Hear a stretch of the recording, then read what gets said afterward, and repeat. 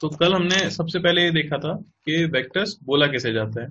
तो कोई भी ऐसी फिजिकल क्वांटिटी, कोई भी ऐसी क्वांटिटी जिससे आप फिजिक्स के लॉज और फिनोमेना को एक्सप्लेन करते हो, उसे आप एक फिजिकल क्वांटिटी बोलते हो। उन्हीं फिजिकल क्वांटिटीज को फर्दर दो कैटेगरीज में डिवाइड किया गया था। दो कैटेगरीज थी, एक था स्केलर्स और एक थे वेक्टर्स। हमें समझ आया कि स्केलर्स और वेक्टर के साथ डील करने का तरीका बिल्कुल अलग अलग है। स्केलर्स हम उन क्वांटिटीज को बोलते हैं जिनके पास सिर्फ और सिर्फ मैग्नीट्यूड होता है, जबकि वेक्टर्स हम उन क्वांटिटीज को बोलते हैं जिनके पास मैग्नीट्यूड तो होता ही है, डायरेक्शन भी होती है, और साथ ही साथ वो वेक्टर लॉ ऑफ एडिशन को भी फॉलो करते हैं। अब वेक्टर लॉ ऑफ एडिशन क्या चीज है वो हमने अभी पढ़ी नहीं है, पर हमें इतना पता है कि vector law of addition scalars को ऐड करने के तरीके से तो अलग है, क्योंकि स्केलर्स में 1+1 2 हो जाता है, लेकिन वेक्टर्स में ये अभी हमें इतना बताया गया है कि वेक्टर्स में 1+1 0 से लेके 2 के बीच में कोई भी वैल्यू अटेन कर सकता है। फिर हमने टाइप्स ऑफ वेक्टर पढ़े थे, ठीक है। उससे पहले हम ये भी देख लेते हैं कि वेक्टर को रिप्रेजेंट करते हो आप एक एरो से, ठीक है ना। एक एरो से आप वेक्टर को रिप्रेजेंट करते हो, जहां लेंथ ऑफ द एरो हो जाता है मैग्नीट्यूड ऑफ वेक्टर, और जिस तरफ आपका एरो पॉइंट कर रहा है वो हो जाता है डायरेक्शन ऑफ वेक्टर, ठीक है ना। उसके बाद हमने टाइप्स ऑफ वेक्टर देखे थे, जिसमें सबसे पहला टाइप था कोलिनियर वेक्टर्स। ऐसे वेक्टर्स जो कि सेम लाइन पे लाई करते हैं उन्हें हम बोलते हैं कोलिनियर वेक्टर्स। कोलिनियर वेक्टर्स को फर्दर कैटेगराइज किया गया था किसमें, एक पैरेलल वेक्टर्स और एक एंटी पैरेलल वेक्टर्स में।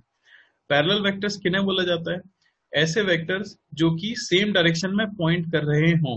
उनका मैग्नीट्यूड सेम हो भी सकता है और नहीं भी हो सकता है, हमें मैग्नीट्यूड से मतलब नहीं है, लेकिन ऐसे वेक्टर्स जो कि सेम डायरेक्शन में पॉइंट कर रहे हों उन्हें हम बोलते हैं पैरेलल वेक्टर्स।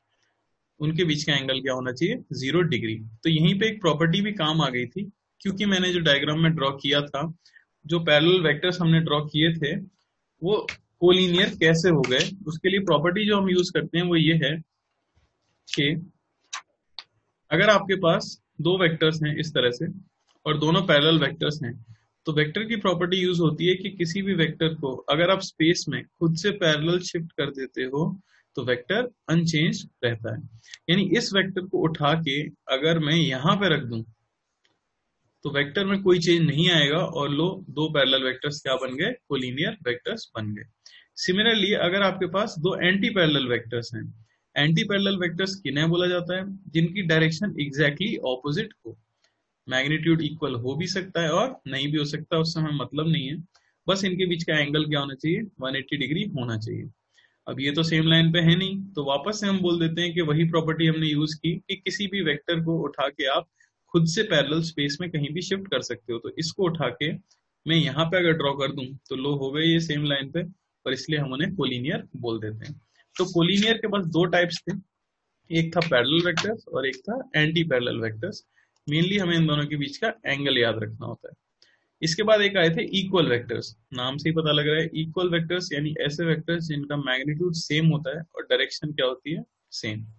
यानी कि उनकी लेंथ भी एरोज की क्या होनी चाहिए, सेम होनी चाहिए, और वो पॉइंट भी सेम डायरेक्शन में ही करनी चाहिए।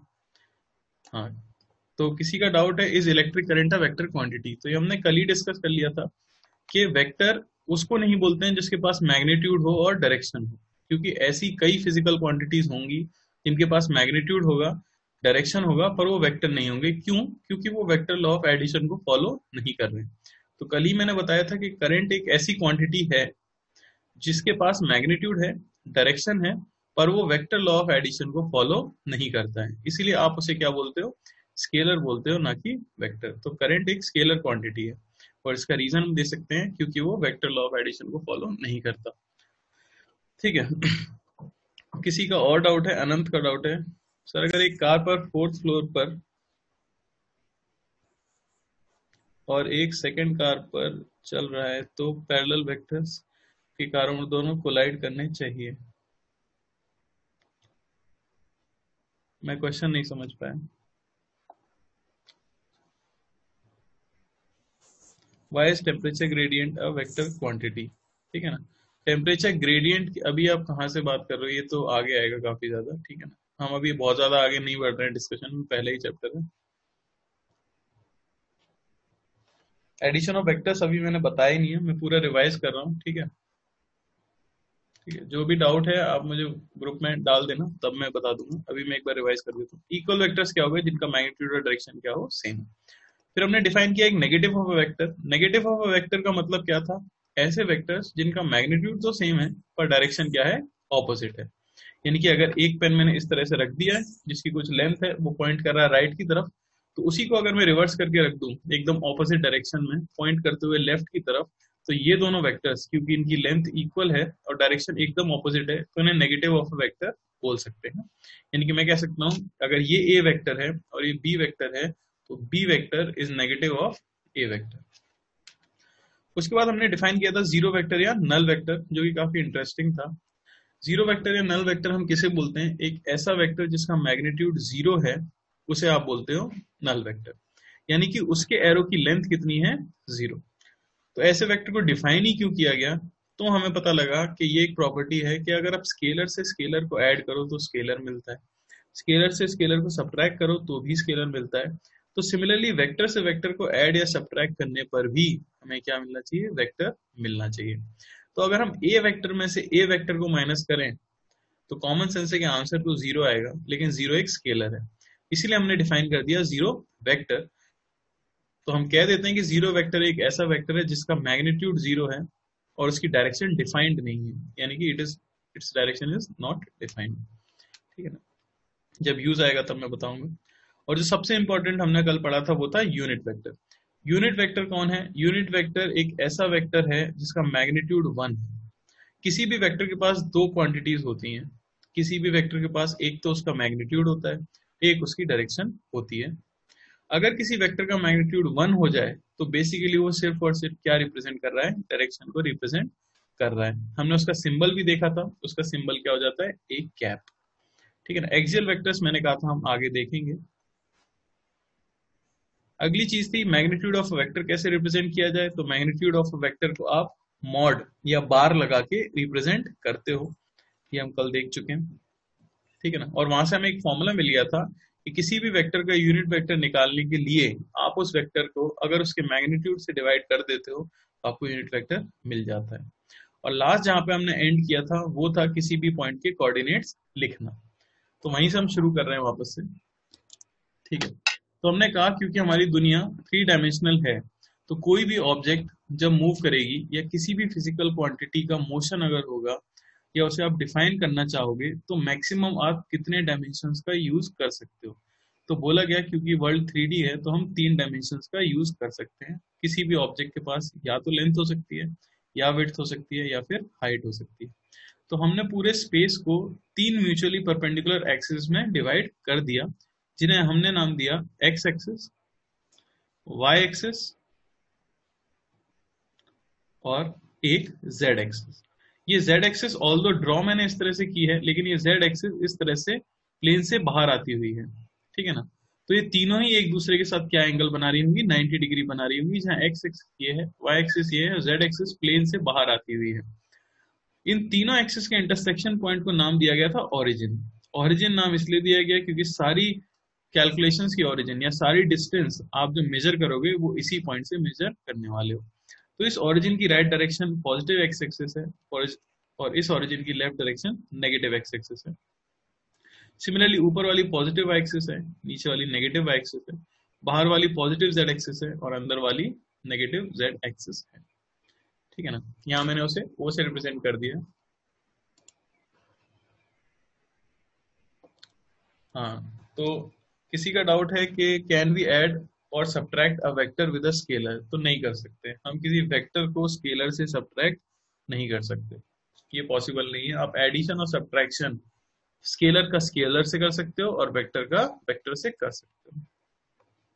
ठीक, हाँ, तो कल हमने एक डिफाइन किया कि मान लो एक पॉइंट है, कोऑर्डिनेट्स हम सब पढ़ चुके हैं पहले ही, मान लो इसकी कोऑर्डिनेट्स थे एक्स वाई जेड, और आपने एक वेक्टर डिफाइन किया ओपी वेक्टर।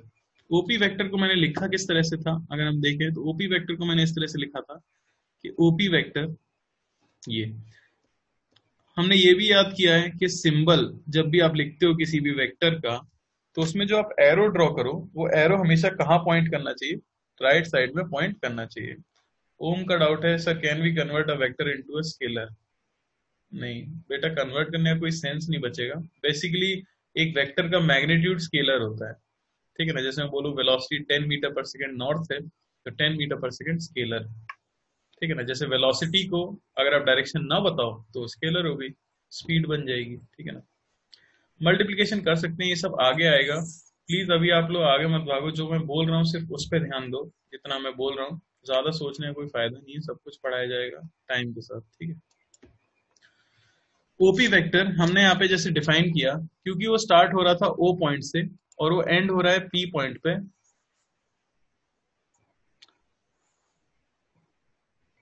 ठीक है। पी पॉइंट पे वो एंड हो रहा है और हमसे बोला गया कि ओपी वेक्टर लिख के बताइए। तो एक चीज तो सिंबल में एक इधर पॉइंट करना चाहिए, राइट की तरफ पॉइंट करना चाहिए। तो कल हमने देखा था कि क्योंकि एक्स एक्सिस में ओरिजिन से दो तरफ चलने का रास्ता है, एक तो आप प्लस एक्स में चल सकते हो और एक आप माइनस एक्स में चल सकते हो, तो इन्हीं डायरेक्शंस को नाम दिया गया। अब डायरेक्शन बताने वाला वेक्टर हम जानते हैं कौन सा वेक्टर होता है, यूनिट वेक्टर। तो यूनिट वेक्टर एक ऐसा वेक्टर है जो सिर्फ और सिर्फ क्या बताता है, डायरेक्शन, इसलिए वो सबसे इंपॉर्टेंट भी था कल। तो हमने एक्स एक्सिस की डायरेक्शन बताने के लिए एक वेक्टर का नाम दे दिया i cap. Similarly negative x axis के लिए हमने नाम दे दिया minus i cap, positive axis के लिए जे कैप, नेगेटिव एक्सिस के लिए minus j cap, positive z axis के लिए के कैप और नेगेटिव जेड एक्सिस के लिए माइनस के कैप, जो कि पेपर के नीचे की डायरेक्शन होगी। फिर हमने कह दिया कि कोई अगर ओ पे खड़ा हुआ था तो उसे एक्स डायरेक्शन में पॉजिटिव साइड में कितना चलना होगा, एक्स।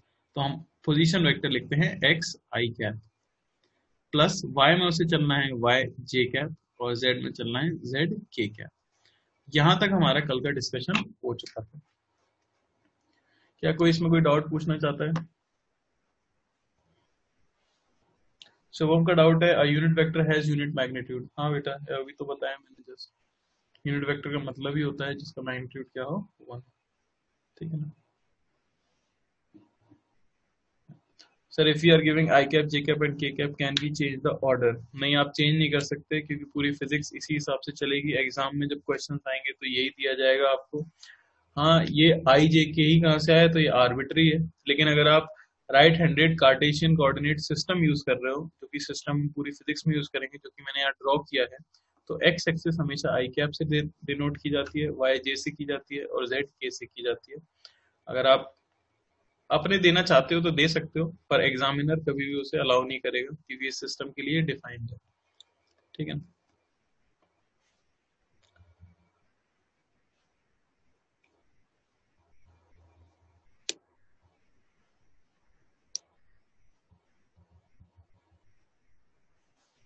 ईशान, तुम्हारा डाउट है x axis but can we give the y coordinate before the x coordinate? जी नहीं, ये स्टैंडर्ड तरीका है। आप हमेशा एक्स लिखते हो, वाई लिखते हो, फिर जेड लिखते हो। आप अगर उल्टा भी लिख दोगे तो कुछ फर्क नहीं पड़ेगा, सामने वाला समझ ही जाएगा कि हाँ जे कैप में वाई चले हैं, के कैप में चले हैं। लेकिन मैं नहीं चाहूंगा कि आप इस तरह की आदत डालो। हमेशा बेटर होगा आप एक्स वाई जेड के टर्म्स में ही लिखो, ठीक है ना। ठीक है, तो आज का लेक्चर हम स्टार्ट करते हैं। आज जो हमें स्टार्ट करना है वो हमें स्टार्ट करना है डिस्प्लेसमेंट वेक्टर से।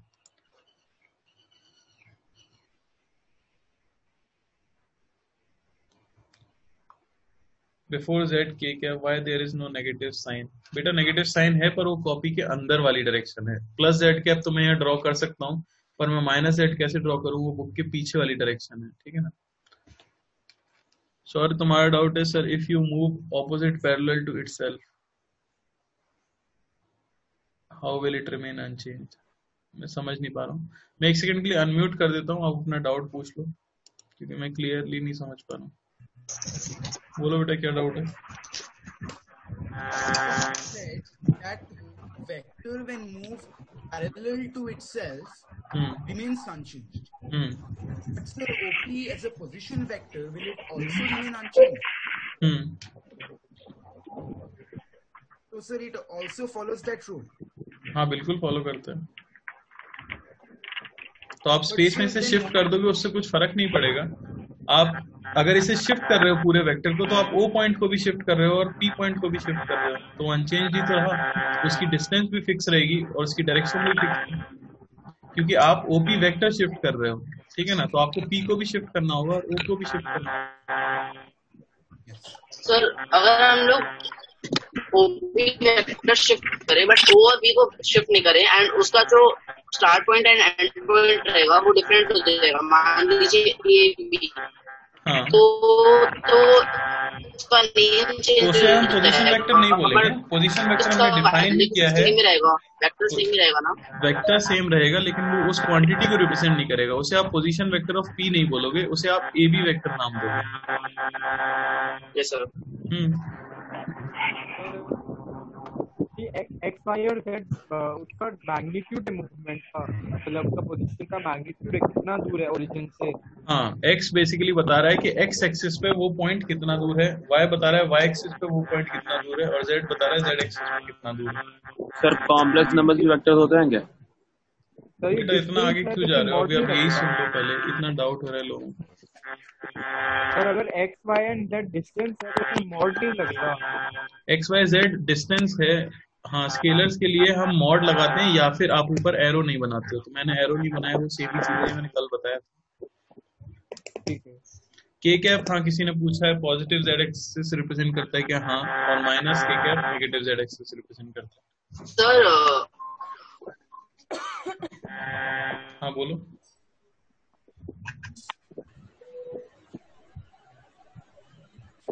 सर क्या कोई कुछ बोल रहे हैं? हम लोग उन्हीं वेक्टर्स को पोजीशन वेक्टर बोलते हैं जो ओ से ओरिजिन से स्टार्ट होते जी, हैं, जो ओरिजिन के रिस्पेक्ट में आपने किसी का तो वेक्टर उन्हीं बताया। वेक्टर्स को पोजीशन वेक्टर्स बोलते हैं जो ओरिजिन से स्टार्ट होते हैं। हाँ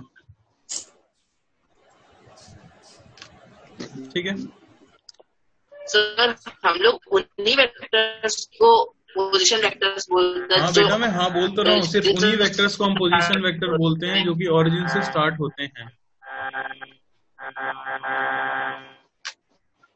ठीक है ना।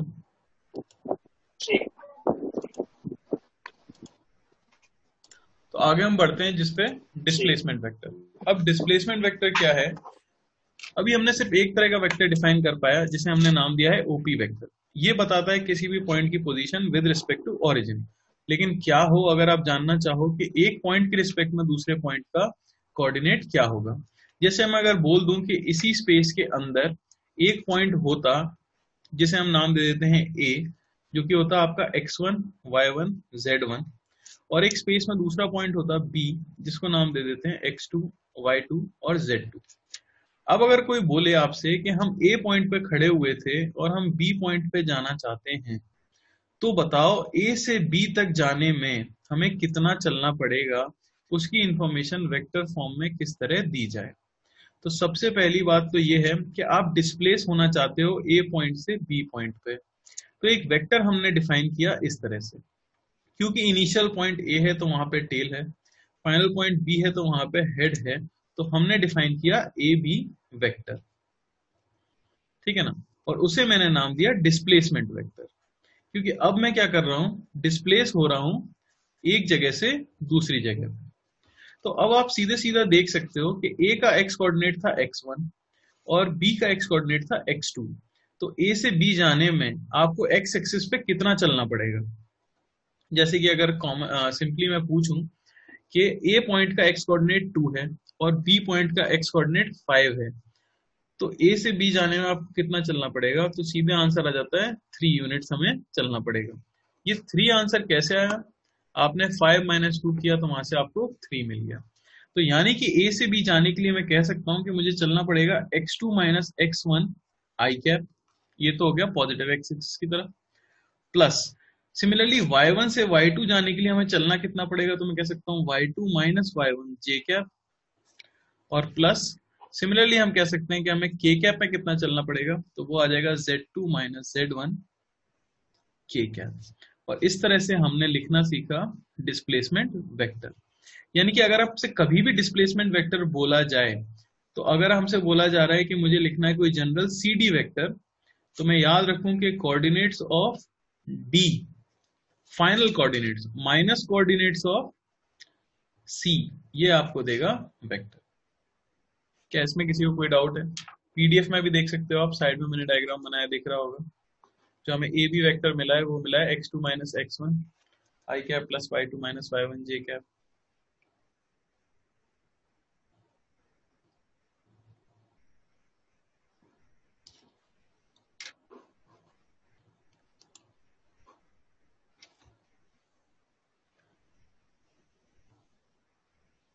ठीक है, अब कोई चाहता है कि मैं रिपीट करूं? ठीक है, मैं एक बार फिर से बता देता हूं। बेसिकली हमें अब एक डिस्प्लेसमेंट वेक्टर बताना है। अगर आप ए पॉइंट से बी पॉइंट पे डिस्प्लेस होना चाहते हो तो हम उसके लिए एक वेक्टर डिफाइन कर रहे हैं, ए बी वेक्टर। बी जहां पे फाइनल कोऑर्डिनेट्स हैं और ए हमारे इनिशियल कोऑर्डिनेट्स हैं। तो क्योंकि ए का एक्स कोऑर्डिनेट x1 है और बी का एक्स कोऑर्डिनेट x2 है, तो सोच के देखो आपको एक्स एक्सिस पे कितना चलना पड़ा होगा। हमें चलना पड़ा होगा x2 माइनस x1। तो एक्स एक्सिस को रिप्रेजेंट कौन सा यूनिट वेक्टर करता है? I cap. तो हम यहाँ पे लिख देते हैं क्या, x2 minus x1 i cap plus y2 minus y1 j cap plus z2 minus z1 k cap. यानी कोई भी डिस्प्लेसमेंट वेक्टर अगर आपको लिखना है तो आप बेसिकली फाइनल कोऑर्डिनेट्स माइनस क्या कर देते हो, इनिशियल कोऑर्डिनेट्स। मैं एक सिंपल सा एग्जांपल आपको करके दिखा रहा हूँ, ठीक है? अगर समझ नहीं आए तो फिर डाउट पूछेगा। एग्जांपल है हमारे पास कि मान लो आपके पास एक कोऑर्डिनेट तो है 2 3 5 ए पॉइंट का। यहां से आप जाना चाहते हो बी पॉइंट पे जो कि है -1 0 और 4। अगर हमसे बोला जाए कि आप लिख के बताओ ए बी वेक्टर, ठीक है, मुझे लिखना है ए बी वेक्टर, तो सबसे पहले तो मैं ये देखूंगा कि फाइनल कोऑर्डिनेट क्या है, ए या फिर बी। तो क्योंकि ए बी वेक्टर है तो आपको साफ समझ आ रहा है कि हमें चल के कहाँ जाना है, बी पॉइंट पे जाना है। तो हम final coordinate minus initial coordinate करेंगे। तो बी का कोऑर्डिनेट क्या है, -1 -2। तो ये हो गया -1 -2 I cap plus 0 -3 J cap plus 4 -5 के कैप।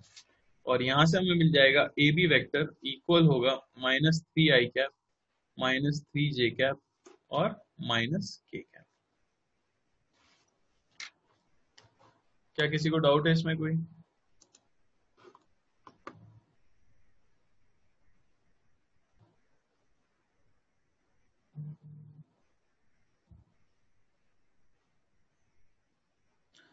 हाँ, तो आपका डाउट है sir, do we have to consider 3 axes here? हाँ, हमेशा 3 ही एक्सेस आपको कंसीडर करनी होगी।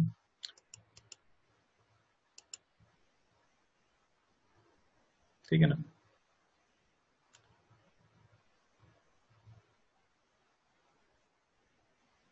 ए बी वेक्टर के ऊपर मैंने एरो इसलिए नहीं बनाया है क्योंकि मैं बहुत सालों से पढ़ा रहा हूँ और मैं बना बना के थक गया हूँ। आपको जरूर एरो बनाना है, ठीक है ना? तो मैं बनाता नहीं हूँ, जल्दी के चक्कर में मैं ऐसे ही लिख देता हूँ, पर आपको एरो बनाना होगा, ठीक है? Does I cap have a value? I cap एक वेक्टर है खुद ही में जिसका मैग्नीट्यूड 1 है। तो इस क्वांटिटी -3 से 1 मल्टीप्लाई हुआ है पर उससे कुछ फर्क नहीं पड़ा है। स्केलर से स्केलर तो मल्टीप्लाई हो सकता है।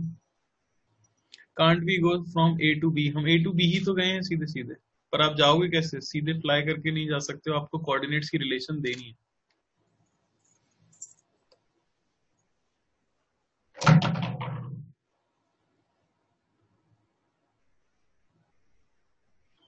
ठीक है ना?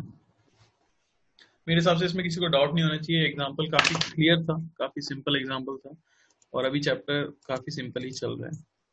ठीक है, अब आपके लिए क्वेश्चन है। मैंने यहाँ पे एक क्वेश्चन लिखा है, सभी लोग इसे सॉल्व करो और चैट में अपना आंसर लिखो। ऑब्वियसली ये मूवमेंट 3 डायमेंशनल है, आपका डाउट है अगर, क्योंकि हम 3 कोऑर्डिनेट में मूव कर रहे हैं तो 3 डायमेंशनल मूवमेंट ही होगा ये। सभी लोग जो क्वेश्चन आपको दिख रहा होगा पीडीएफ में उसे सॉल्व करो। हमें इन वेक्टर्स को लिख के बताना है, P Q vector, R Q vector, R S vector और एस पी वेक्टर। मैंने P Q R S 4 coordinates आपको दिए हैं। अगर किसी को पीडीएफ नहीं दिख रहा है तो मैं यहाँ लिख भी देता हूँ क्वेश्चन।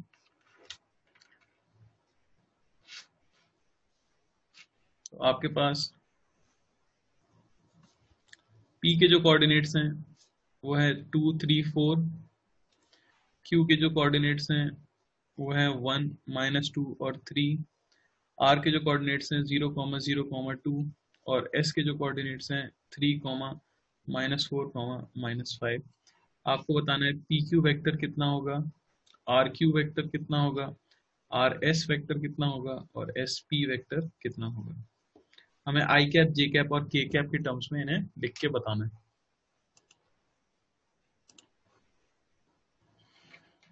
आंसर आ भी गया है, काफी अच्छी बात है शुभम का। पी क्यू है -i, -5j, -k।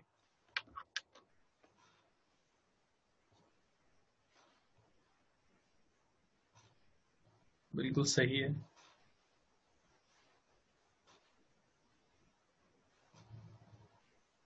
आशुतोष तुम्हारा आंसर उल्टा आया है एकदम, तुमने शायद p -q कर दिया जबकि आपको final coordinate minus initial coordinate करना है। काफी सिंपल सा है एक वेक्टर को लिख पाना। सभी लोग चारों वेक्टर लिख लो।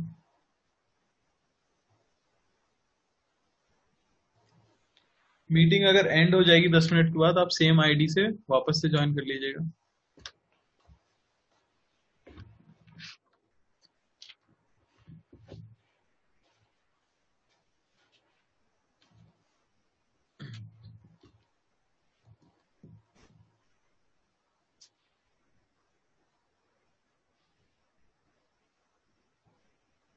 काफी लोगों को अच्छा समझ आ रहा है, जल्दी जल्दी आंसर दे रहे हैं।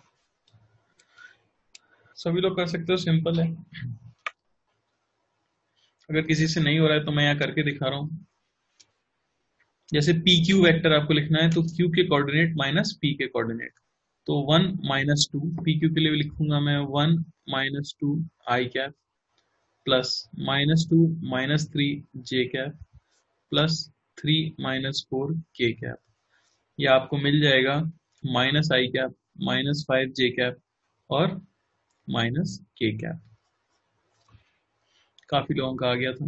सिमिलरली आर क्यू यानी q minus R, final minus initial, तो ये हो गया 1 -0 I cap plus -2 -0 J cap plus 3 -2 के कैप, यानी कि ये हमें मिल गया आई कैप -2 जे कैप और प्लस के कैप।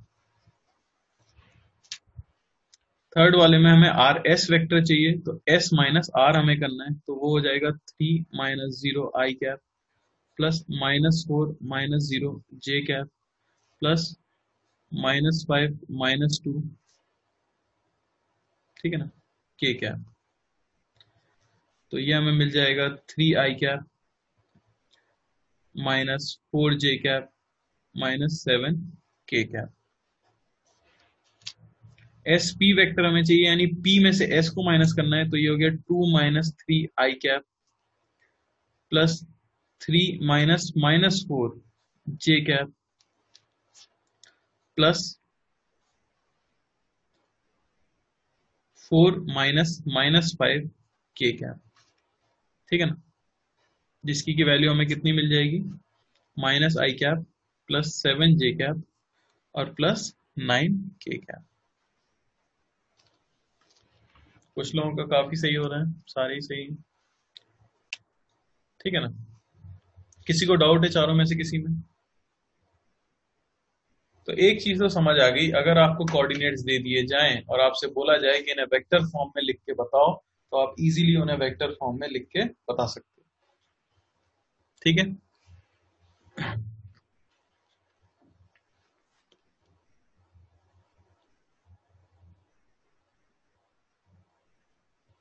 सभी लोग इतना कर सकते हैं कि सभी लोग इसे वेक्टर फॉर्म में तो लिख ही सकते हैं अगर मैं कोऑर्डिनेट्स दे देता हूं। अब हम थोड़ा सा आगे बढ़ते हैं, ठीक है ना। किसी का अगर नहीं हुआ है तो देख सकते हैं, यहाँ पे सॉल्यूशन है। आगे है calculation of magnitude of a vector, ठीक है ना। अब यहाँ पे देखो, इसके लिए हमें क्या चाहिए होगा, वेक्टर लॉ ऑफ एडिशन पढ़ना होगा। अब यहीं से मेन इंपॉर्टेंट चीज शुरुआत हो जाती है, क्योंकि यही वो चीज है जो वेक्टर्स को स्केलर से अलग करती है। हमने बोला कि कोई भी ऐसी फिजिकल क्वांटिटी जिसके पास मैग्नीट्यूड है, डायरेक्शन है और जो वेक्टर लॉ ऑफ एडिशन को फॉलो करती है, उसी को हम क्या बोलते हैं, वेक्टर क्वांटिटी बोलते हैं, ठीक है ना। हाँ, किसी का काफी अच्छा डाउट है, is displacement vector of P R negative of displacement vector of RP? बिल्कुल सही है, आप पी आर वेक्टर को नेगेटिव ऑफ आरपी वेक्टर लिख सकते हो, ठीक है ना, क्योंकि मैग्नीट्यूड सेम आएगा और डायरेक्शन ऑपोजिट होगी। हाँ, तो अब यही वो चीज है वेक्टर लॉ ऑफ एडिशन जो कि डिफरेंस क्रिएट करेगा स्केलर्स और वेक्टर्स के बीच में। यानी कि अब हम सीखने वाले हैं कि कैसे 1+1 0 से लेके 2 के बीच में कुछ भी हो सकता है। अभी तक तो हमने क्या पढ़ा था कि 1+1 कितना होता है 2, लेकिन अब हम देखेंगे कि 1+1 1 भी हो सकता है, 1+1 0 भी हो सकता है और 1+1 2 भी हो सकता है। इसके साथ ही साथ इनफाइनाइटली कई सारी वैल्यूज वो ले सकता है, ठीक है। तो उसे कैसे कैलकुलेट किया जाता है, तो उसके लिए हमें वेक्टर लॉ ऑफ एडिशन पढ़ना है। सभी लोग ध्यान देने समय पे। तो vector law of addition basically 3 laws हैं, लेकिन पढ़ना आपको एक ही है। पढ़ाऊंगा मैं तीनों, लेकिन तीनों घूम फिर के एक ही बात कह रहे हैं, तो बस लिखते हैं हम 3 तरीके से हैं, लॉ एक ही है। वो है सबसे इंपॉर्टेंट जो है पहला वाला पैरेललोग्राम लॉ। तो वेक्टर लॉ ऑफ एडिशन के लिए सबसे पहले हम पढ़ेंगे parallelogram law of vector addition. मैं अज्यूम कर रहा हूं कि सभी को पता होगा पैरेललोग्राम होता क्या है। पैरेललोग्राम एक 4 साइड वाला ज्योमेट्री फिगर होता है जिसमें कि ऑपोजिट साइड्स पैरेलल होती हैं एक दूसरे से। यानी कि मैं कह सकता हूं ये अगर ABCD एक पैरेललोग्राम है तो ये लेंथ इक्वल होती है इस लेंथ के, ये लेंथ इक्वल होती है इस लेंथ के, ठीक है ना। और साथ ही साथ ये लाइंस कैसी होती हैं, पैरेलल। यानी कि AB पैरेलल होती है CD के और AD पैरेलल होता है BC के। ये सभी को पता होना चाहिए, इसे हम क्या बोलते हैं, एक पैरेललोग्राम बोलते हैं,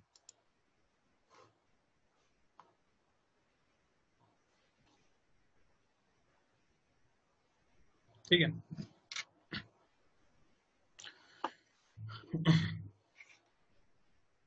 क्या नीलेश क्या कहना चाहते हो, कैमरा थोड़ा लिफ्ट करें, मतलब अगर आपका मिस हो गया है तो आप वापस से वीडियो में जाके देख लेना इसे, ठीक है ना। यहाँ पे तो ऐसे बार बार नहीं रोक पाऊंगा मैं। हम देख रहे हैं parallelogram law of vector addition, यानी दो वेक्टर्स को कैसे जोड़ा जाए, ठीक है। तो पहले तो मैं लॉ बोल के बता देता हूं, जो कि यहाँ पे आपको PDF में दिख भी रहा होगा।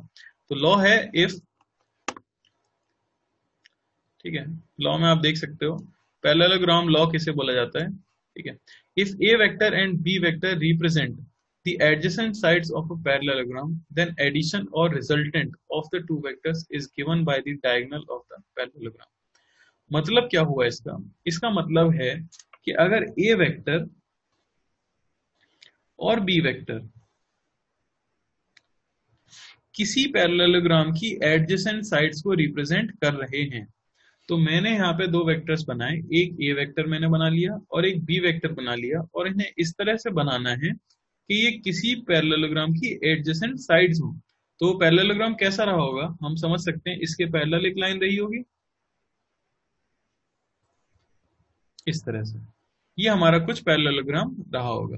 तो if A vector and B vector represent the adjacent sides of a parallelogram, then the resultant और एडिशन, रिजल्टेंट का मतलब होता है sum, then the addition of the two vectors, इन दोनों वेक्टर्स का जो सम है, is represented by the diagonal, is represented by the diagonal of the parallelogram।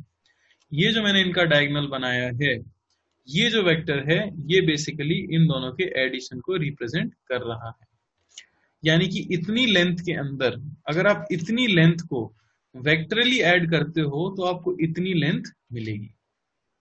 इस डायरेक्शन में पॉइंट करने वाले वेक्टर को मैंने ऐड किया है इस डायरेक्शन में पॉइंट करने वाले वेक्टर से, तो मुझे इस डायरेक्शन में पॉइंट करने वाला इतनी लेंथ का एक वेक्टर मिला है। इसे बोला जाता है vector parallelogram law of addition, ठीक है ना। अब इससे वैल्यू कैसे कैलकुलेट करेंगे, ये तो लॉ हो गया जो आपको याद भी रखना है। मैं मान लेता हूं कि A और B के बीच का एंगल कुछ थीटा था, ठीक है ना, इन दोनों के बीच का एंगल कुछ थीटा था, तो theta is angle between A vector and B vector.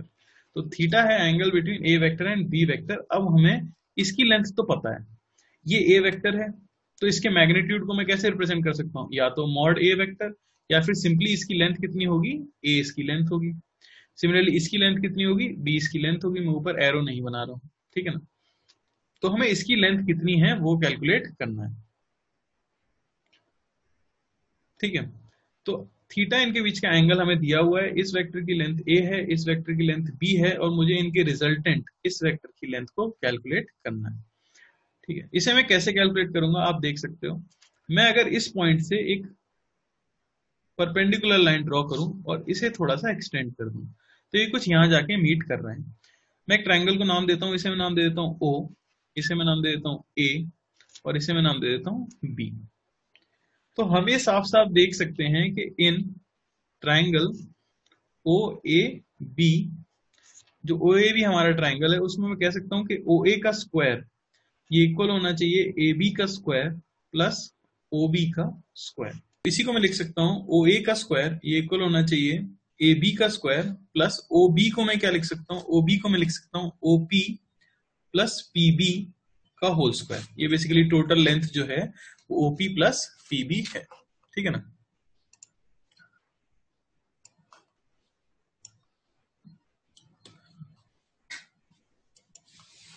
तो हमने क्या किया है, बस इससे एक परपेंडिकुलर ड्रॉप किया है, उसे थोड़ा सा एक्सटेंड किया है। दोनों वेक्टर्स के बीच का एंगल थीटा था जो मैंने माना था, मैंने इस ट्राइंगल को नाम दे दिया है OAB वेक्टर। हमें ये लेंथ कैलकुलेट करनी है, हमें पता है OP जो लेंथ है वो A है, ये वाली लेंथ जो है वो B है। आपको इनके रिजल्टेंट या एडिशन वेक्टर की लेंथ कैलकुलेट करनी है। तो एक चीज तो हम ये जानते हैं, मैंने इस तरह से ड्रॉप किया और इन्हें नाम दे दिया OABP।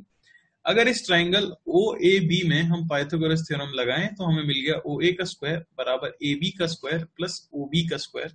OB को स्प्लिट करके मैंने लिख दिया OP प्लस PB। यहां तक किसी को कोई दिक्कत नहीं होनी चाहिए, काफी सिंपल है, ठीक है ना। अब अगर मैं देखूं कि ये एंगल अगर थीटा था और ये लेंथ अगर बी थी, और क्योंकि ये पैरेललोग्राम है, ये वाला हमारा पैरेललोग्राम है, तो ये लेंथ क्योंकि बी है तो ये लेंथ भी क्या होनी चाहिए, बी ही होनी चाहिए। सिमिलरली ये एंगल थीटा है तो ये एंगल भी थीटा होना चाहिए, कॉरस्पॉन्डिंग एंगल, क्योंकि ये दोनों लाइंस कैसी होंगी, पैरेललोग्राम, क्योंकि एक क्योंकि ये दोनों लाइंस क्या है, पैरेलल है। अब अगर मैं बात करूं इन ट्राइंगल, आप अगर यहाँ पे एक ट्राइंगल देखो, इन ट्राइंगल OAB, अगर हम OAB ट्राइंगल की बात करें तो थोड़ा बहुत ट्रिग्नोमेट्री आपने पढ़ा होगा, तो आपको पता है कि साइन थीटा, ठीक है ना, साइन थीटा क्या होता है, साइन थीटा होता है परपेंडिकुलर बाय हाइपोटेनस। हमें दिख रहा है, सॉरी, हमें ट्राइंगल देखना है PAB। अगर आप ट्राइंगल देखो PAB, ये जो छोटा वाला ट्राइंगल यहाँ पे बना है, अगर हम इस ट्राइंगल को देखें तो ये एक राइट एंगल ट्राइंगल है और ये एंगल हमें थीटा मिल चुका है। अब साइन थीटा जो होता है वो होता है perpendicular by hypotenuse, perpendicular by hypotenuse. Perpendicular हमें कितना मिल रहा है, AB अपॉन हाइपोटेनस की लेंथ कितनी है, B, क्योंकि वो लाइन इसके पैरेलल है। तो यहां से हमें AB की वैल्यू मिलती है B साइन थीटा। इसे मैं इक्वेशन नंबर 1 बोल देता हूं।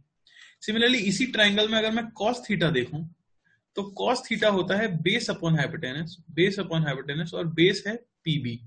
मैं लिख सकता हूं PB अपॉन हाइपोटेनस, फिर से क्या है B, तो आपको PB की वैल्यू भी मिल जाती है कितनी, B cos थीटा। इसे मैं बोल देता हूं इक्वेशन नंबर 2। इनकी वैल्यूज अगर मैं यहां पे पुट कर देता हूं, OA तो हमें फाइंड करना ही था, OA का स्क्वायर बराबर AB जो लेंथ है वो हमें मिल चुकी है, कितनी है, B साइन थीटा। तो मैं उसे लिख सकता हूं B साइन थीटा का होल स्क्वायर प्लस OP हमें पता है कितनी लेंथ थी पहले से ही, A वेक्टर है, यानी कि लेंथ को मैं A से लिख सकता हूं, प्लस PB हमें मिल चुका है, कितना है, B cos थीटा का होल स्क्वायर। यहां से आपको मिलेगा B square sine square theta plus A plus B के होल स्क्वायर से अगर हम ओपन करें तो A square plus B square cos square theta plus 2AB cos theta. इसी में अगर मैं B स्क्वायर के साथ वाली टर्म्स को सेपरेट कर लूं तो यहां मिलेगा B square sine square theta plus cos square theta plus A square plus 2AB cos theta. ये हमें पता है कितना होता है, 1। यहां से हमें OA की वैल्यू मिल जाती है under root of A square plus B square plus 2AB cos theta. तो फाइनली हमारे पास जो फॉर्मूला निकल के आता है वो ये आ जाता है कि मैग्नीट्यूड, अगर हम मैग्नीट्यूड कैलकुलेट करें ए वेक्टर प्लस बी वेक्टर का, जो कि हमारा क्या था, वो ए वेक्टर, वही तो हमने कैलकुलेट किया है, तो उसकी वैल्यू होती है under root of magnitude of A vector का square plus magnitude of B vector का square plus 2ab cos theta. तो यही वो फॉर्मूला है जो हमें क्या रखना होता है याद। यहाँ पे थीटा क्या है, theta is the angle between A vector and B vector. क्या इसमें डाउट है किसी को? तो इस तरह से आप किसी वेक्टर्स को ऐड करते हो। तो अब ऐसा इमेजिन करो कि ए का मैग्नीट्यूड 1 है और बी का मैग्नीट्यूड 1 है, तो क्या 1 + 1 2 हो जाएगा? नहीं, वो डिपेंड करेगा किसके ऊपर, थीटा के ऊपर। यानी कि दो वेक्टर्स जिनकी लेंथ 1 और 1 है, उन्हें जोड़ने पर हमेशा 2 आए, ये कोई जरूरी नहीं है। वो डिपेंड करता है उनके बीच के एंगल के ऊपर, क्योंकि फॉर्मूले में a + b का मैग्नीट्यूड का फॉर्मूला आया है under root of a² + b² + 2ab cos theta. यानी कि दो वेक्टर्स का एडिशन उनके बीच के एंगल के ऊपर पूरी तरह से डिपेंड करता है। क्या इसमें डाउट है किसी को कोई?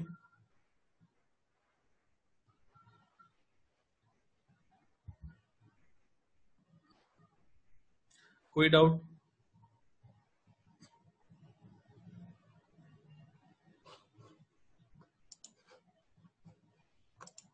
ठीक है, अब इसमें एक और चीज हम कैलकुलेट कर लेते हैं।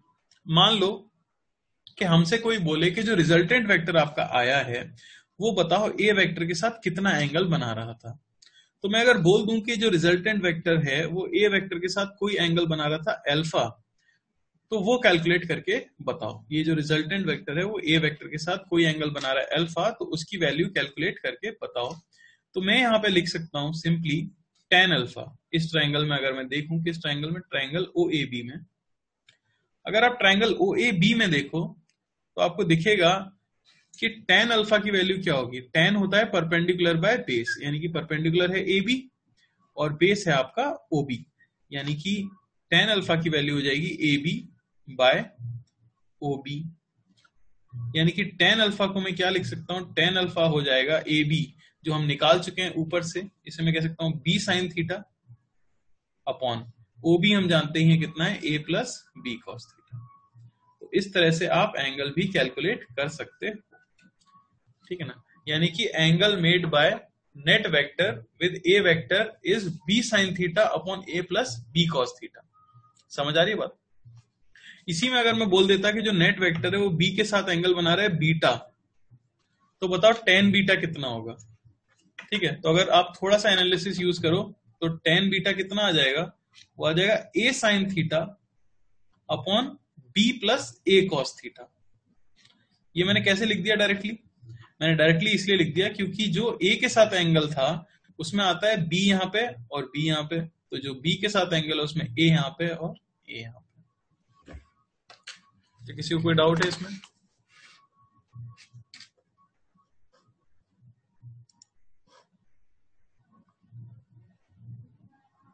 ठीक है, किसी को कोई डाउट? तो ये पूरा है basically addition of two vectors. तो दो वेक्टर्स का एडिशन किस तरह से किया जाएगा, ठीक है ना। यस, तुम्हें क्या समझ नहीं आया?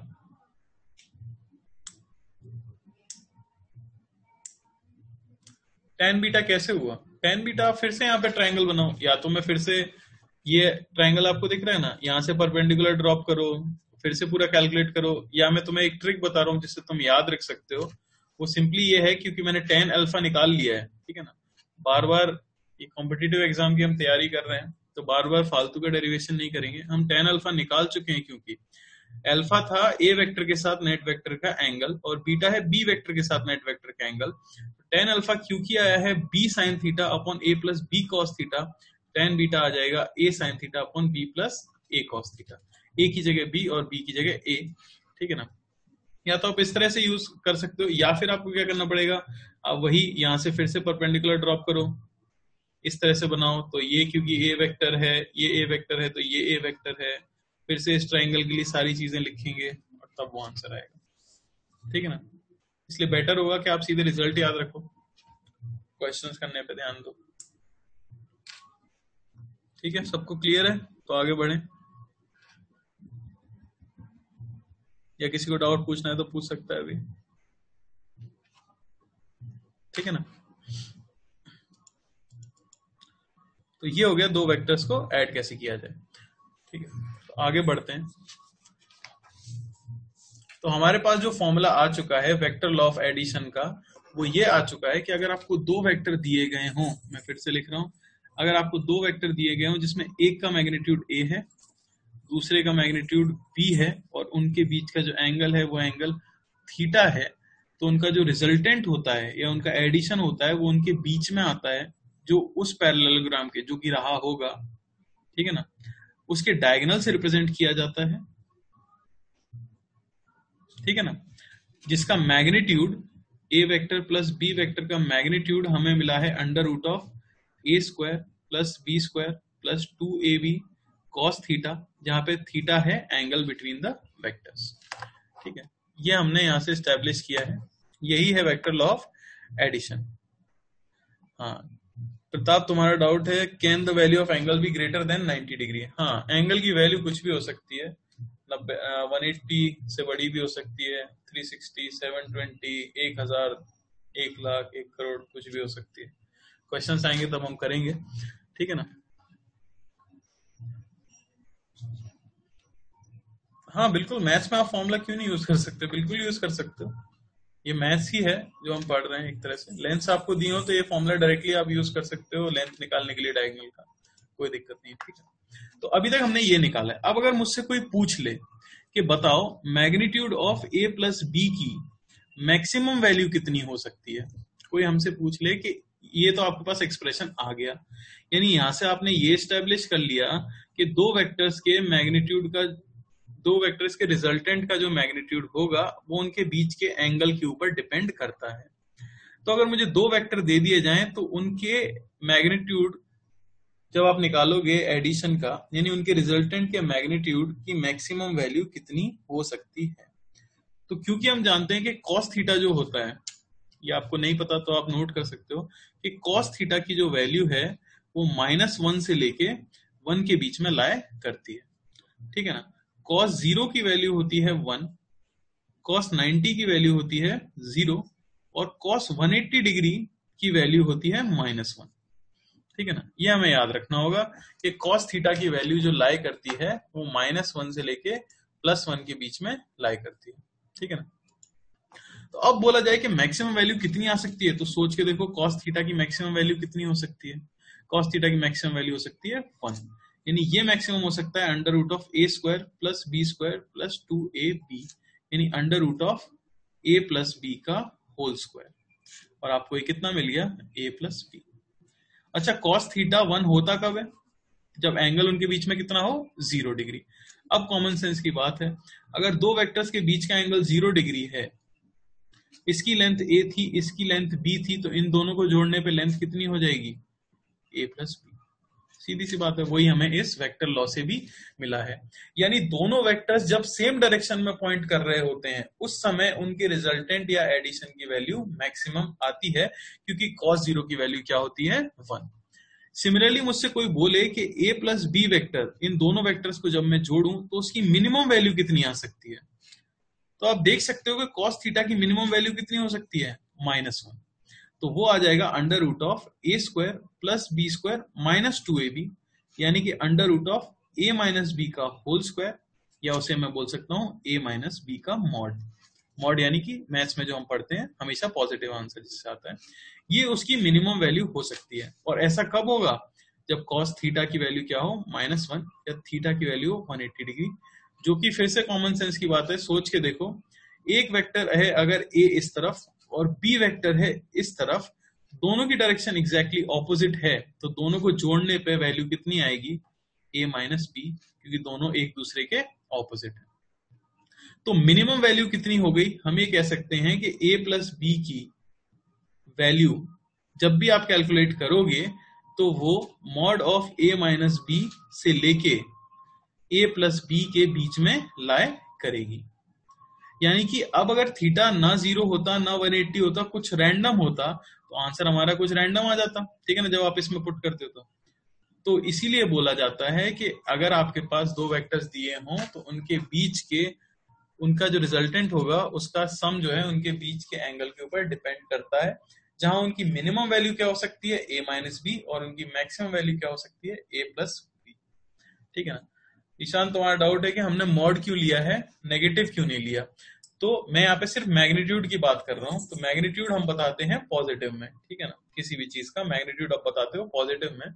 जैसे मैं बोलूं कि आप चल सकते हो 4 मीटर, ठीक है ना, दूसरा आदमी चल सकता है 3 मीटर, तो आप दोनों के चलने के डिस्टेंस में डिफरेंस कितना है? तो आप क्या बोलोगे? 1 मीटर, ना कि -1 मीटर, ठीक है ना।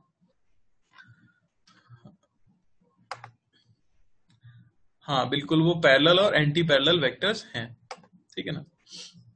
तो ये चीज सबको क्लियर हो गई। यहाँ पे मैंने किया कुछ नहीं है, फॉर्मूला हमारे पास यही है, ये हम नहीं भी याद रखें तो हम सॉल्व करके निकाल ही सकते हैं। पर आप तो याद रखो कि दो वेक्टर्स का एडिशन मैक्सिमम कब आंसर देगा? जब वो दोनों सेम डायरेक्शन में हो, और मिनिमम कब देगा? जब वो दोनों ऑपोजिट डायरेक्शन में हो, और इनके बीच वाली वैल्यूज कब आएंगी? जब वो किसी रैंडम एंगल पर हो एक दूसरे से, ठीक है ना। Sir how vector plus vector is a scalar? नहीं बेटा, वेक्टर प्लस वेक्टर स्केलर नहीं है। यहाँ पे मैंने मॉड लगाया है, यानी इन दोनों के एडिशन का जो वेक्टर आया होगा उसके एरो की लेंथ कितनी है वो मैंने यहाँ कैलकुलेट की है। मैग्नीट्यूड तो स्केलर ही होता है ना, कोई भी वेक्टर के अंदर एक तो मैग्नीट्यूड होता है, एक डायरेक्शन होती है, मैग्नीट्यूड तो स्केलर ही होता है। तो यहाँ मैंने क्या करके दिखाया है, मैंने उन दोनों वेक्टर क्वांटिटीज को ऐड करने पर जो तीसरी वेक्टर क्वांटिटी आई होगी उसका जो एरो आया होगा उसकी लेंथ कैलकुलेट की है। यानी यहाँ पे हमें तीसरा वेक्टर नहीं मिला है, अभी हमने सिर्फ मैग्नीट्यूड निकालना सीखा है। एक एग्जांपल देखो ताकि तुम्हें ये चीजें क्लियर हो, ठीक है ना। मैं एक एग्जांपल बताता हूँ। ये तो नोट्स में तो मैंने वही चीज लिखी हुई है, मैक्सिमम कब आता है, मिनिमम कब आता है। हाँ, वेक्टर का स्क्वायर उसका मैग्नीट्यूड हो जाता है, ठीक है ना। जैसे मैं एक एग्जांपल तुम्हें करके बताता हूँ ताकि चीजें क्लियर हो। एग्जाम्पल मान लो कि कोई तुम्हें बोले कि ए वेक्टर का मैग्नीट्यूड था 3, ठीक है ना। हाँ यस, तुम्हारा डाउट है कैन वी से the direction of resultant vectors? हाँ डायरेक्शन हम बताएंगे, सब कुछ होगा, लेकिन मैं पढ़ा रहा हूँ तो मैं सीक्वेंस में एक बता रहा हूँ आपको धीरे धीरे। अभी मैं मैग्नीट्यूड निकालना सिखा रहा हूँ, फिर मैं डायरेक्शन निकालना सिखाऊंगा, मैं सब निकालना सिखाऊंगा, चिंता मत करो। अभी सिर्फ मैग्नीट्यूड निकालना सीख रहे हैं। अगर क्वेश्चन में दिया है कि ए वेक्टर का मैग्नीट्यूड है 3 और बी वेक्टर का मैग्नीट्यूड है 7, तो बताओ ए प्लस बी की मैक्सिमम वैल्यू कितनी हो सकती है अगर ए वेक्टर और बी वेक्टर को जोड़ा जाए? तो हमें कह सकते हैं कि इन दोनों वेक्टर्स को अगर आप ऐड करते तो उनकी मैक्सिमम वैल्यू कितनी हो सकती है? 10, ठीक है ना। सिमिलरली अगर आप इन दोनों वेक्टर्स को ऐड करते, इसे भी ऐड ही करना बोला जाता है, ना कि सबट्रैक्ट करना, समझ आ रहा है। ये जो हमने एडिशन किया इसके लिए हमने माना कि दोनों का एंगल क्या रहा होगा, 0 डिग्री, मैंने मान के लिखी है चीज। जबकि यहां जो एडिशन मैं करूंगा उसमें मैं मानूंगा कि इनके बीच का एंगल क्या रहा होगा, 180 डिग्री, और इनकी मिनिमम वैल्यू क्या हो सकती है, 4, ठीक है ना। तो ये कितनी वैल्यू ले सकते हैं? अगर आपसे कोई ये पूछ ले कि बताओ पॉसिबल वैल्यूज क्या हैं ए प्लस बी के मॉड की, तो हम कहेंगे कि ए प्लस बी का मॉड 4 से लेके 10 के बीच में कोई भी वैल्यू ले सकता है।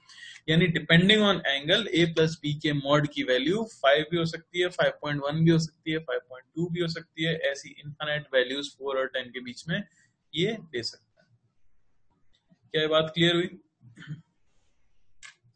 यहां मैंने सिर्फ मैग्नीट्यूड निकालना सीखा है और कुछ नहीं। अगर हमें क्वेश्चन में मैग्नीट्यूड दिया है तो हम रिजल्टेंट का मैग्नीट्यूड बता सकते हैं, अगर हमें एंगल प्रोवाइडेड हो तो हम एग्जैक्ट बता देंगे, नहीं तो हम एक रेंज बता सकते हैं, हम मैक्सिमम बता सकते हैं और मिनिमम बता सकते हैं, ठीक है ना। सभी लोग एक क्वेश्चन देखो एक बार, जो आपको पीडीएफ में दिख रहा होगा। अगर पीडीएफ में नहीं दिख रहा तो मैं यहाँ पे लिख भी देता हूँ, ठीक है ना। नहीं, कॉस ऑफ एंगल नहीं दिया रहेगा, लेकिन मैं आपको सिखाऊंगा बेसिक मैथमेटिक्स, जो कि अगला चैप्टर है। अगर आपको नहीं निकालना आता बड़े एंगल्स की वैल्यू कॉस की कैलकुलेट करना, तो सब सिखाया जाएगा आगे, ठीक है ना। यहाँ पे बोला गया find the maximum and minimum value if A and B are added, ठीक है। तो आपको ए प्लस बी के मॉड की मैक्स एंड मिनिमम वैल्यू बतानी है। पहला है ए बराबर 2 है और बी बराबर 3 है। दूसरा है ए बराबर 4 है, बी बराबर 3 है। और सी में ए बराबर 4 है और बी बराबर 8 है। तो यहाँ आप मैक्स वैल्यूज लिख लो और यहाँ आप मिन वैल्यूज लिख लो, जो कि अब तुम्हें समझ आ रहा हो कि बहुत ही आसान चीज है, कोई बड़ी चीज नहीं है। 3 + 2 कितना हो जाएगा मैक्सिमम 5, मिनिमम कितना हो जाएगा 1। 4 + 3 मैक्सिमम हो सकते हैं 7, मिनिमम हो सकते हैं 1। 4 + 8 मैक्सिमम हो सकते हैं 12 और मिनिमम हो सकते हैं 4। तो क्या आपको वेक्टर्स को ऐड करने का तरीका समझ आया? यानी वेक्टर्स को आप सिंपली ऐड नहीं करते, पहली बात तो उनका एडिशन उनके बीच के एंगल के डिपेंड करेगा, उनके बीच के एंगल के ऊपर डिपेंड करेगा। अगर हमें एंगल नहीं दिया हुआ है तो हम उनकी मैक्सिमम और मिनिमम वैल्यू बता सकते हैं ऐड करते समय। अगर उनके बीच का एंगल दिया हुआ है तो मैं इस फॉर्मूले को यूज करके उनका मैग्नीट्यूड भी बता सकता हूं। ठीक है ना, आगे बढ़ जाते हैं, काफी सिंपल क्वेश्चन था। ठीक है, यहाँ पे एक प्रॉपर्टी भी दी गई है। अब कई बार डायग्राम दिया जाएगा, यहाँ जैसे मैंने लिख दिया था A2 है B3 है, ठीक है ना, कई बार आपको डायग्राम दे दिया जाएगा।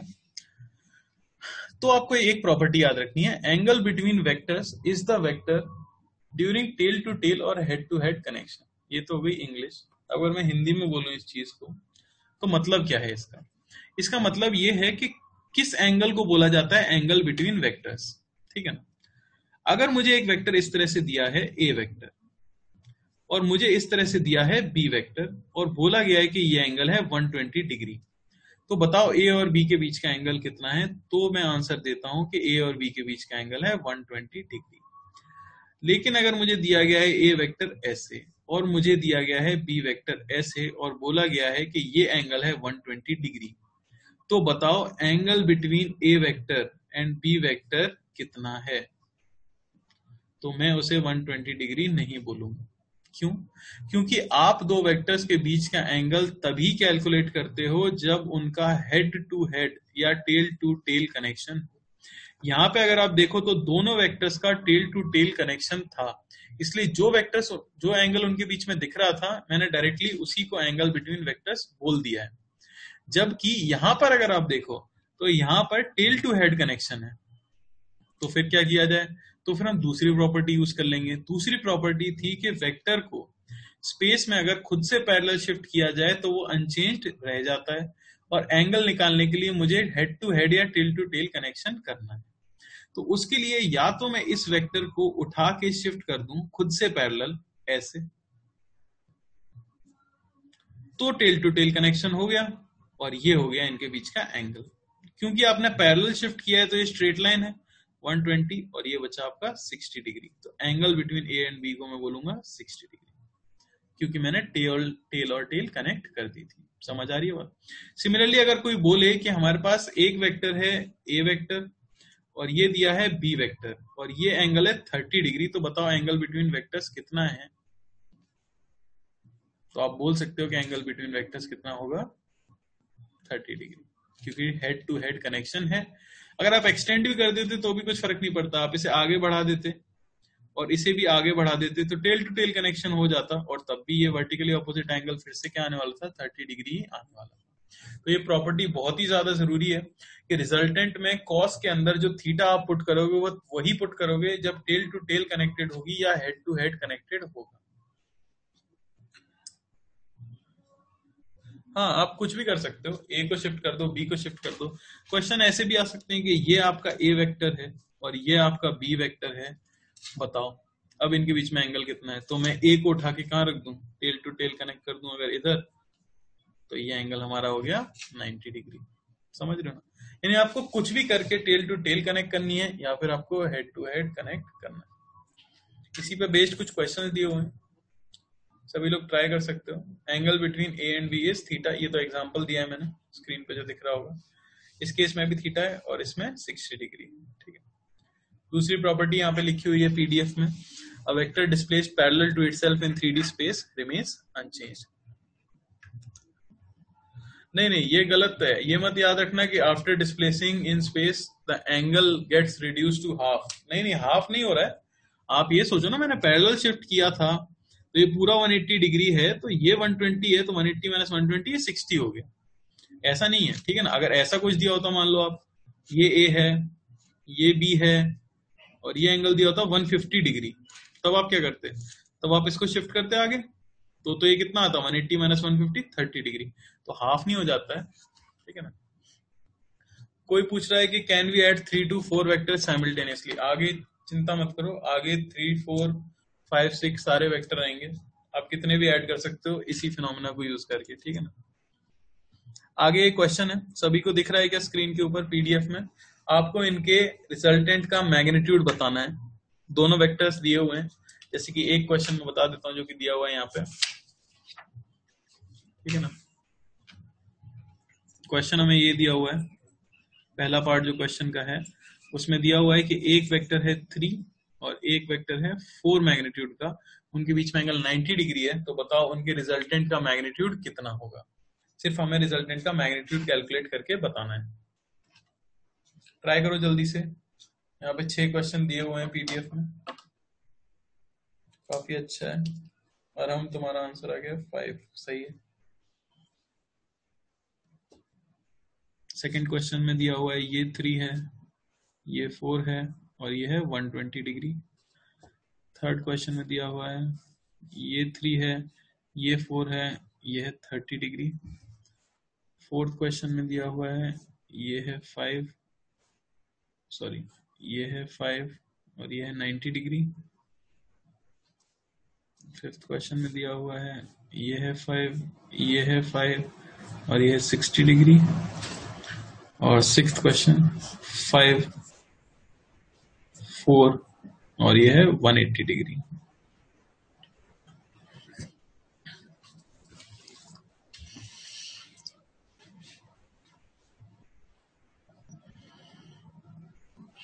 अनंत ने आंसर दिया है 2 का 16 और हमने दिया है 3√2, 3/√2।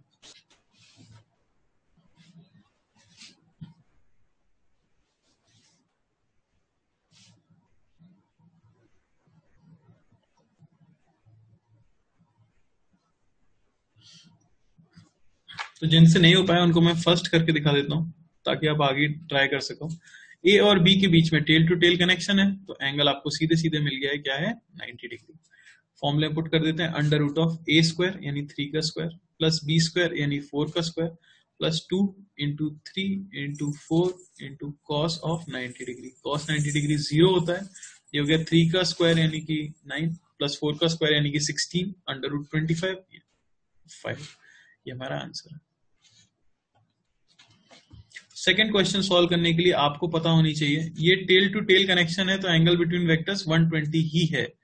cos ऑफ 120 डिग्री जिनको पता है बहुत अच्छी बात है, वैल्यू होती है -1/2। अगर आपको नहीं पता तो अगले चैप्टर में मैं निकालना सिखाऊंगा। तो यहाँ पे हो सकता है √3² प्लस 4² प्लस 2 × 3 × 4 × -1/2, ये कट जाएगा और यहां से हमें मिलेगा √13। तो सेकंड का आंसर आएगा √13, ठीक है ना।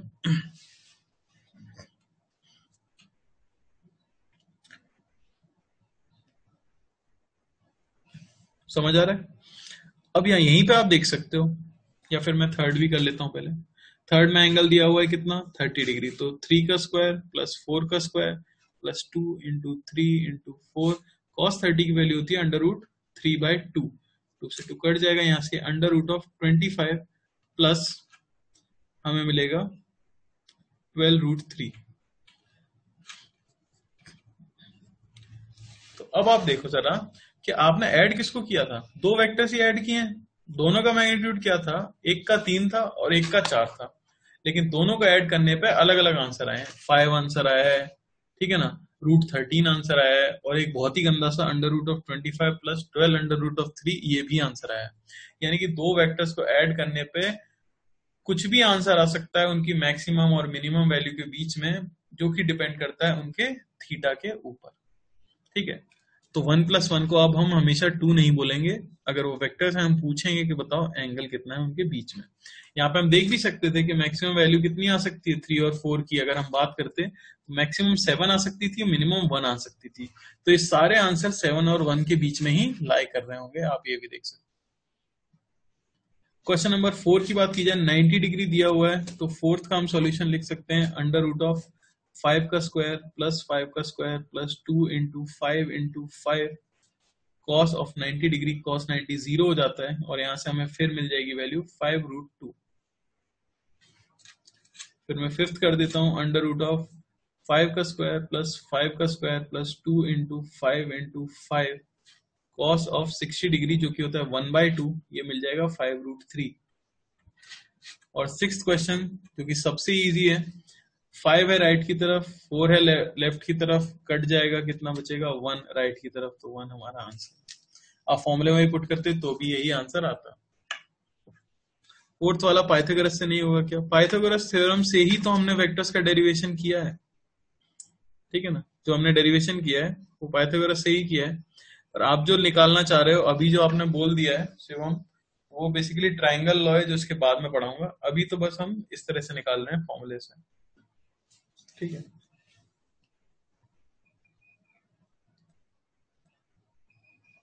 अनंत सर फिफ्थ इक्विलैटरल ट्राइंगल है ना? फिफ्थ में अभी कोई ट्राइंगल नहीं देखना है, सारे में हमने पैरेललोग्राम अज्यूम किया है और ये सारे आंसर पैरेललोग्राम लॉ से आए हैं, ठीक है। सारे के सारे आंसर हमने पैरेललोग्राम लॉ से ही निकाले हैं। किसी को डाउट है इनमें? अगर दो वेक्टर्स दिए हों, एंगल दिया हो, तो मैग्नीट्यूड किस तरह से निकाला जाए? तो यहीं पे इसको प्रॉपर्टी बना के भी याद रख सकते हो कि parallel vectors can directly be added for magnitude and anti parallel vectors can directly be subtracted, ठीक है ना। हाँ सही है। आनंद कह रहे हैं फिफ्थ में उन्होंने गलत डायगोनल ले लिया, आपने इसको बोल दिया कि रिजल्टेंट, तो ये थोड़ी ना हो जाएगा रिजल्टेंट, ठीक है ना। रिजल्टेंट तो ये पैरेललोग्राम ऐसे रहा होगा और ये होगा। आप तो इतना सोचो ही मत, सीधे सीधे फॉर्मूला लगाओ, आंसर मिलेगा। पैरेलल वेक्टर्स हो तो डायरेक्टली ऐड कर दो, एंटी पैरेलल हो तो डायरेक्टली सब्ट्रैक्ट कर दो। जैसे एग्जांपल आपको स्क्रीन पे दिख रहा होगा, अगर तीन भी वेक्टर दिए होते, मान लो जो मैंने एग्जांपल दिया है यहाँ पे, मान लो कि आपके पास एक वेक्टर इस तरह से है 3, और एक वेक्टर इस तरह से है 4, और एक वेक्टर इस तरह से है 2। कोई बोले कि बताओ रिजल्टेंट वेक्टर कितना होगा, तो आप देख सकते हो राइट की तरफ 7 है, लेफ्ट की तरफ 2 है, तो इफेक्टिवली कितना बचेगा? यहाँ 7 और यहाँ पे 2, इफेक्टिवली हमें क्या मिलेगा? 5 इस तरफ, ठीक है ना। ये किया कैसे गया होगा? वेक्टर फॉर्मूले से अगर करना हो तो पहले इन दोनों का निकाला वेक्टर फॉर्मूले से, जो रिजल्टेंट आया उसका इन के साथ निकाल दिया, ठीक है।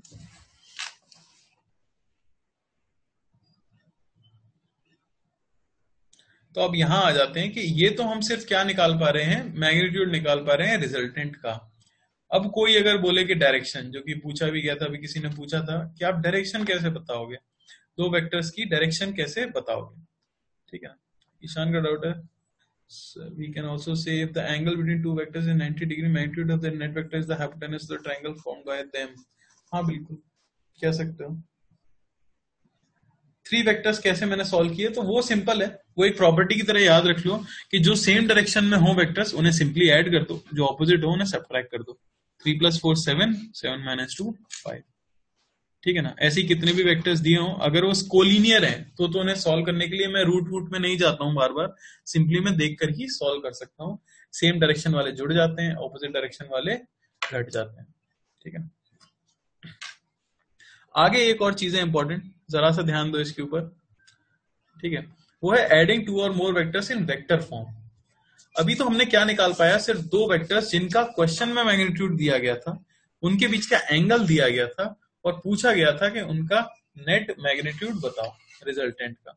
तो वो हमने बता दिया √(a² + b² + 2ab cos theta से। पर मान लो कि अगर कोई आपसे ऐसे बोले कि एक वेक्टर तो हमारे पास है a वेक्टर जो कि है i cap + 2j cap - k cap, और एक वेक्टर है b वेक्टर जो है i कैप + 3k कैप। बताओ कि a vector plus b vector कितना होगा। तुम ध्यान दो, यहां पे मैंने मॉड नहीं बनाया, ठीक है ना, यानी कि मैं नहीं निकालना चाहता क्या? उनका मैग्नीट्यूड। अगर मैं उनका मैग्नीट्यूड कैलकुलेट नहीं करना चाहता और मैं डायरेक्टली जानना चाहता हूं कि उनको ऐड करके जो तीसरा वेक्टर आएगा वो क्या होगा, तो हम कैसे बताएं, ठीक है ना। तो वो बताना काफी आसान है। आप ऐसा देखो कि आप इन दोनों को ऐड ही तो करना चाहते हो, तो ये आई कैप में चला है, ये आई कैप में 1 चला है, ये आई कैप में 1 चला है, तो दोनों मिलके आई कैप में कितना चले होंगे? 2। ये जे कैप में 2 चला है, ये जे कैप में 0 चला है, तो दोनों मिलके कितना चले होंगे? 2। ये के कैप में -1 चला है, ये के कैप में 3 चला है, तो दोनों मिलके कितना चले होंगे? 2।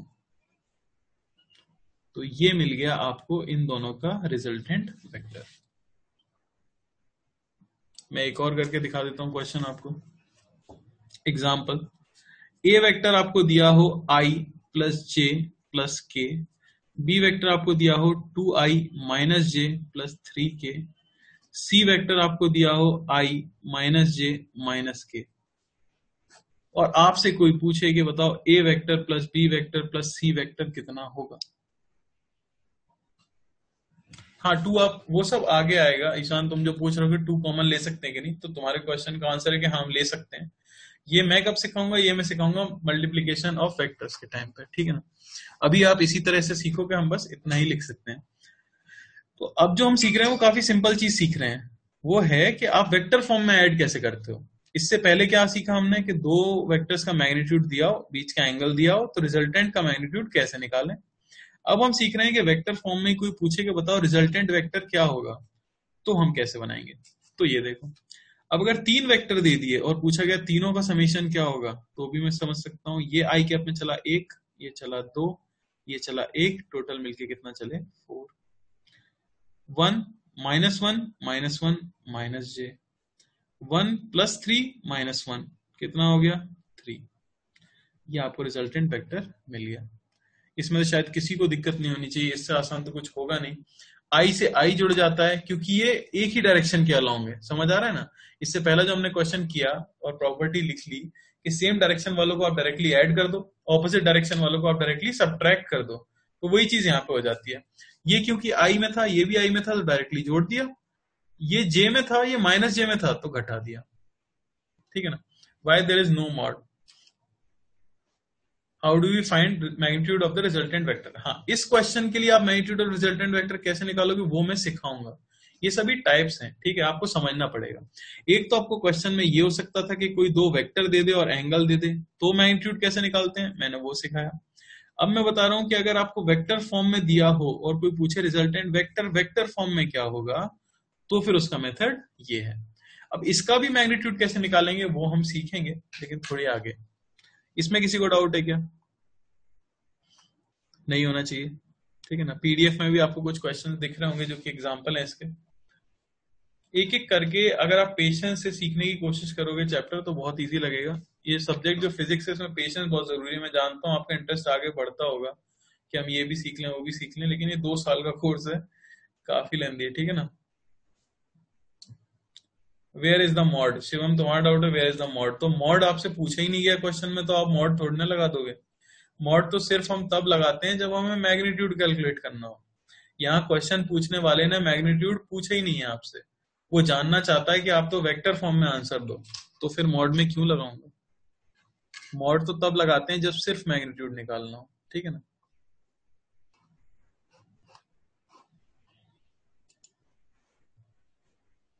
ठीक है, तो आगे जो इंपॉर्टेंट चीज हम शुरू करने वाले हैं वो है calculating the magnitude of a vector. अब किसी भी वेक्टर का मैग्नीट्यूड कैसे कैलकुलेट किया जाए। आप देखो अभी तक हमने सीखा क्या है।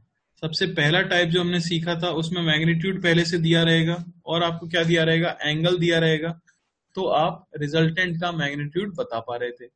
उसके बाद अभी जो जस्ट हमने 1 मिनट के अंदर सीखा वो था कि अगर वेक्टर फॉर्म में वेक्टर्स दिए हों तो उन्हें डायरेक्टली ऐड कैसे किया जाए। तो हमें समझ आया आई कैप में आई कैप जोड़ दो, जे कैप में जे कैप जोड़ दो और के कैप में के कैप जोड़ दो।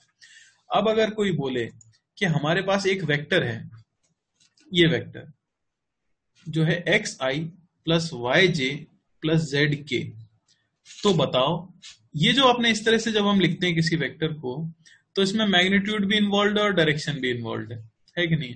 आपने डायरेक्टली पूरा वेक्टर लिखा हुआ है। कोई बोले कि मुझे सिर्फ और सिर्फ मैग्नीट्यूड लिख के बताओ इसका, तो वो हम कैसे लिखें, ठीक है ना। तो उसके लिए भी हम वेक्टर लॉ ऑफ एडिशन ही यूज कर लेते हैं। एक्स आई कैप खुद में एक वेक्टर है, ठीक है ना, जिसका मैग्नीट्यूड है एक्स और डायरेक्शन है i cap. Y J cap खुद में एक वेक्टर है जिसका मैग्नीट्यूड है वाई और डायरेक्शन है जे कैप, और ये लिखा हुआ है एक्स आई कैप प्लस वाई जे कैप का एडिशन। समझ आ रही बात? यानी कि अगर मैं इसे ड्रॉ करूं तो एक्स में ऐसे ड्रॉ करूंगा आई कैप के लॉन्ग, और वाई में ऐसे ड्रॉ करूंगा, तो इनके बीच का एंगल कितना होगा? हमें पता है इनके बीच का एंगल होगा 90 डिग्री। तो ये तो हम सीख चुके हैं कि लेंथ अगर x है और लेंथ अगर y है और बीच का एंगल 90 डिग्री है, तो इनका रिजल्टेंट कितना आया होगा? इनका रिजल्टेंट आया होगा under root of x square plus Y square plus 2xy cos 90 degree. अच्छा भाई, cos 90 डिग्री तो कितना हो जाता है? 0। यानी इनका रिजल्टेंट आया under root of x square plus Y square. अब इसका भी रिजल्टेंट किसके साथ निकालना है? z के साथ। तो ये तो आपका x और y का रिजल्टेंट आ चुका है इसी पेपर के प्लेन में, और z कैसे होता है? इस प्लेन के परपेंडिकुलर। तो फिर से x प्लस वाई के साथ z का एंगल कितना है? z का एंगल भी कितना है? 90 डिग्री है। तो इसका और इसका, इस वेक्टर का मैग्नीट्यूड कितना हो गया? z। इस वेक्टर का मैग्नीट्यूड कितना हो गया? Under root of x square plus Y square, और उनके बीच का एंगल कितना हो गया? 90 डिग्री। तो इन दोनों का भी अगर मैं रिजल्टेंट निकालता तो मैं लिखता अंडर रूट ऑफ ये X square plus Y square का होल स्क्वायर, ये हो गया A square plus B square plus 2 A B cos 90 degree. ये गंदी सी टर्म फिर से 0 हो जाती, और फाइनली हमें मिलता under root of x square plus Y square plus z square. यानी कि ये तो सबसे आसान चीज हो गई, क्योंकि एक्स एक्सिस वाई एक्सिस और जेड एक्सिस म्यूचुअली परपेंडिकुलर होते हैं। तो कोई भी वेक्टर जब इस तरह से लिखा हो तो उसका मैग्नीट्यूड होता है under root of x square plus Y square plus z square. समझ आ रही है बात? ये बस हमें याद रखना है कि अगर आपको कोई वेक्टर दिया हुआ है और कोई बोले कि उसका सिर्फ मैग्नीट्यूड बताओ, तो वो हो जाता है under root of x square plus Y square plus z square. तो जानता हूं कई लोग काफी हद तक कंफ्यूज हो रहे होंगे, ठीक है? तो मैं उन्हें एक एग्जांपल करके सारी चीज समझा देता हूं फिर से हमने अभी तक क्या क्या सीखा है, जो कि 5 मिनट का काम है, ठीक है? जरा 5 मिनट ध्यान से देखो। तो अभी तक हमें ये पता है कि मान लो P पॉइंट आपको दिया होता 2, 3, 4 और Q पॉइंट आपको दिया होता 1, -1 और 3, ठीक है ना? अब मुझसे क्या क्या कोई पूछ सकता है? मुझसे कोई पूछ सकता है PQ वेक्टर बताओ। तो हम क्या करते हैं? Q के कोऑर्डिनेट माइनस P के कोऑर्डिनेट। तो 1 - 2 -1 प्लस -1 -3 -4 और 3 - 4 -1। ये हो गया PQ वेक्टर। कोई पूछ ले इसका सिर्फ मैग्नीट्यूड बताओ, तो इसका मैग्नीट्यूड हो गया अंडर रूट ऑफ, अभी जो हमने जस्ट फॉर्मूला सीखा है, x आपका कितना है? -1, तो a स्क्वायर, b कितना है? y कितना है? -4 और z कितना है? -1। तो वो हमें मिल गया कितना? 16, 17, 18 अंडर रूट 18 इस वेक्टर की लेंथ है। अगर कोई ऐसे बोल दे कि a वेक्टर है i cap plus j cap plus k cap, b vector है 2i cap plus j cap plus k cap, तो बताओ a vector plus b vector कितना है? सामने वाले ने यहाँ पे मॉड नहीं बनाया, यानी वो आंसर किस फॉर्म में चाहता है? सिर्फ वेक्टर फॉर्म में चाहता है। अगर वो वेक्टर फॉर्म में चाहता है तो बहुत ही आसान चीज होती है, i से i को जोड़ दो, ये हो गया 3i plus 2j plus 2k। वो क्या पूछ सकता था? वो पूछ सकता था a का मॉड बताओ। a का मॉड कितना होगा? अगर इसका मॉड आपको चाहिए तो अभी हमने फॉर्मूला देखा है, कोई भी vector xi plus yj plus zk हो तो उसका मॉड होता है under root of x square plus Y square plus z square, यानी 1 square plus 1 square plus 1 square, यानी कि √3 इसका मैग्नीट्यूड था। इसका मैग्नीट्यूड पूछ ले कोई तो under root of 2 square plus 1 square plus 1 square, यानी कि 4, 5, 6 अंडर रूट 6 इसका मैग्नीट्यूड था। कोई इसका मैग्नीट्यूड पूछ ले, यानी magnitude of A square plus magnitude of A vector plus B vector, तो वो क्या हो जाएगा? अंडर रूट ऑफ, ये वेक्टर आ चुका है ना मेरे पास xi plus yj plus zk के फॉर्म में, तो हो जाएगा 3 square plus 2 square plus 2 square, हो गया 9 प्लस 4 13 प्लस 4 17 अंडर रूट 17। कोई अगर ये पूछ ले कि a प्लस मॉड b कितना होगा, ये इसमें और इसमें बहुत अंतर है। ये आपने लिखा है a प्लस बी का मॉड, ये लिखा है a का मॉड प्लस b का मॉड, तो a का मॉड हम निकाल चुके थे √3 और b का मॉड हम निकाल चुके थे √6। ये दोनों चीजें सेम नहीं है, ठीक है ना। तो क्या आपको समझ आया है कि अभी तक हमने सीखा क्या है? आप किसी भी वेक्टर का मैग्नीट्यूड कैसे निकाल सकते हो, तो वो √x² + y² + z² से। आप दो वेक्टर्स को वेक्टर फॉर्म में ऐड कैसे कर सकते हो, तो डायरेक्टली i से i, j से j, k से k। अगर दो वेक्टर्स का मैग्नीट्यूड दिया है और बीच का एंगल दिया है तो रिजल्टेंट कैसे निकाल सकते हो, तो √a² + b² + 2ab cos θ, ठीक है ना।